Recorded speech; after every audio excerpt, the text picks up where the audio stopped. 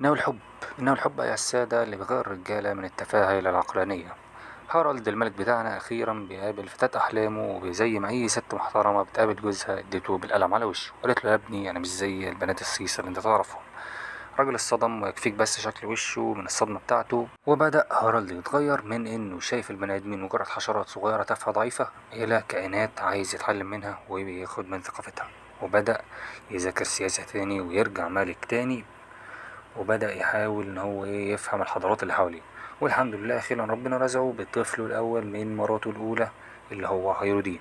ولكن الناس القديمة بتوع إلبا ما اعترفوش بالطفل ده لأنه مش من دم نقي، وقالوا لازم تتجوز واحدة اسمها استرويدا دي من دم نقي عندنا في إلبا. وهو فعلا اضطر إن هو يتجوزها، ورغم إن الست دي كانت نيتها مش سالكة أوي وكانت عايزة تخطف الراجل من مراته، لكن اتجوزوا يعني جواز سياسي. وأخيرا خلفوا ابنهم لوكي. وأول ما أم الولد شافته لحاجة هو ما اختارهاش، لحاجة هو اتولد بيها، لمجرد بس إن عيونه مختلفة عنهم، كرهته وقالت عليه طفل ملعون. هو مش كده وبس، كانت عايزة تضحك على أبوه وتفهمه إن الولد مات وهو بيتولد، ورمته في العالم السفلي. ومش كده وبس، ده أمرت كمان واحد يتأكد إن هو مات. يعني حاجة الولد بدأت حياته بالمعاناة والمأساة. ولوكي يا جماعة صعب عليا، لوكي لازم نجيب حقه يا جماعة. الراجل طلع غلبان وطلع حياته مأساوية من بدايتها وحاجة يعني استغفر الله العظيم.